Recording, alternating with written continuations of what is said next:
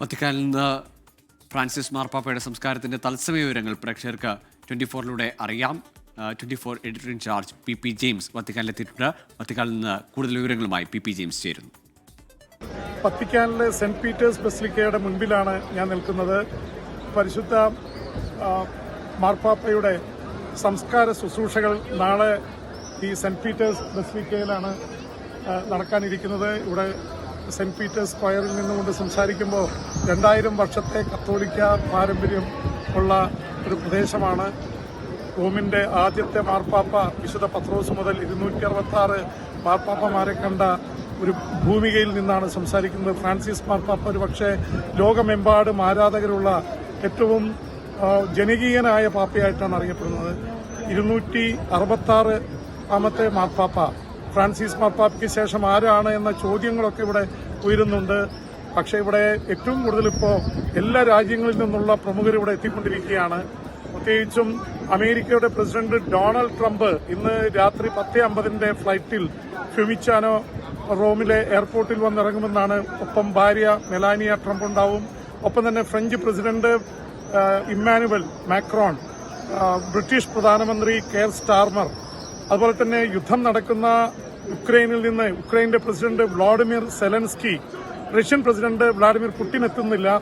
അദ്ദേഹത്തിന് അന്താരാഷ്ട്ര നീതിന്യായ കോടതിയുടെ പ്രശ്നങ്ങളുണ്ട്. അതിന്റെയൊക്കെ പശ്ചാത്തലത്തിൽ എത്താൻ കഴിയില്ല എന്നുള്ളതാണ് അവസ്ഥ. ലോകത്തെമ്പാടുമുള്ള 140ഓളം രാജ്യങ്ങളിൽ നിന്നുള്ള വിദേശ നേതാക്കളുടെ സംഘം എത്തുന്നുണ്ട്. 50-ലേറെ രാഷ്ട്ര തലവന്മാരുണ്ട്. രാഷ്ട്ര തലവന്മാരോടൊപ്പം തന്നെ മൊണാർക്സ് അടക്കമുള്ള ആൾക്കാർ ഇതിൽ പങ്കെടുക്കാനായിട്ട് എത്തുന്നുണ്ട്. ഒരു വലിയ തരത്തിൽ ജനലക്ഷങ്ങൾ ഇവിടെ എത്തുമെന്നാണ് നാളെ പ്രതീക്ഷിക്കപ്പെടുന്നത്. ഇപ്പോൾ റോമിൽ ഇവിടെ ഹോട്ടലുകൾ കിട്ടാനില്ല. മുഴുവനായിട്ട് എല്ലായിടത്തും ജനങ്ങൾ തമ്പടിച്ചിരിക്കുകയാണ്.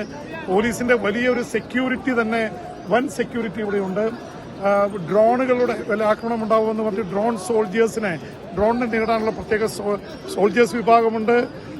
പാപ്പയുടെ വിഭാഗമായിട്ടുള്ള പാപ്പയുടെ സെക്യൂരിറ്റി ആയിട്ട് അറിയപ്പെടുന്ന പീപ്പിൾ സ്വിസ് ഗാർഡ്സ് ഇവിടെ ഉണ്ട്. മാർപ്പാപ്പയുടെ ഭൗതിക ശരീരം പൊതുദർശനത്തിന് വെച്ചിരുന്നു. അതിന്റെ സമയം കഴിഞ്ഞു.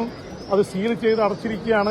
നാളെ രാവിലെ 10 മണിക്കാണ് സംസ്കാര ശുശ്രൂഷകൾ ആരംഭിക്കുന്നത്. Giovanni di Battista, dean of കാർഡിനൽസിന്റെ ഡീനാണ് സംസ്കാര ശുശ്രൂഷകൾക്ക് നേതൃത്വം നൽകുക. ഒപ്പം തന്നെ മുഴുവൻ കർദിനാളന്മാരുണ്ടാവും, പാട്രിയാർക്കുകളുണ്ടാവും, പ്രമുഖരായിട്ടുള്ള മെത്രാന്മാരും മേജർ ആർച്ച് ബിഷപ്പ് അടക്കമുള്ള അതുണ്ട്. കേരളത്തിൽ നിന്ന് മെത്രാന്മാരും major archbishop Mar Raphael Thattil അടക്കമുള്ള പ്രമുഖര് എത്തിയിട്ടുണ്ട്. അതുപോലെ തന്നെ മാർ ക്ലീമിസ്, മലങ്കര സഭയുടെ തലവനും കർദിനാളുമായിട്ടുള്ള മാർ ക്ലീമിസ്, ബസേലിയോസ് മാർ ക്ലീമിസ്, അതുപോലെ തന്നെ കർദിനാൾ ജോർജ് കുവക്കാട് അടക്കമുള്ള മലയാളികൾ ഇവിടെയുണ്ട്. മലയാളികളായിട്ടുള്ള കർദിനാളന്മാരുണ്ട്. എല്ലാം കൊണ്ടും ഇവിടെ ഫ്രാൻസിസ് മാർപ്പാപ്പയ്ക്ക് ഒരു വിടവാങ്ങൽ ശുശ്രൂഷ നൽകാൻ റോമാ നഗരം തയ്യാറെടുത്ത് നിൽക്കുകയാണ്. ഈ റോമാ നഗരത്തിൽ ഇത് വത്തിക്കാൻ 108 ഏക്കർ മാത്രമുള്ള ഒരു പ്രദേശമാണ്. ലോകത്തിലെ ഏറ്റവും ചെറിയ രാജ്യം, ഏറ്റവും ചെറിയ സൈന്യം, പീപ്പിൾ സ്വിസ് ഗാർഡ്സ് ഉള്ളത് ഇവിടെ തന്നെയാണ്. ഇവിടുന്ന് പുറത്തു കടന്നാൽ റോമാ നഗരമാണ്. ഇറ്റലിക്കുള്ളിൽ, റോമിനുള്ളിൽ 108 ഏക്കർ മാത്രമുള്ള ഒരു വത്തിക്കാൻ സിറ്റിയിലാണ് ഇപ്പോൾ നമ്മൾ നിൽക്കുന്നത്.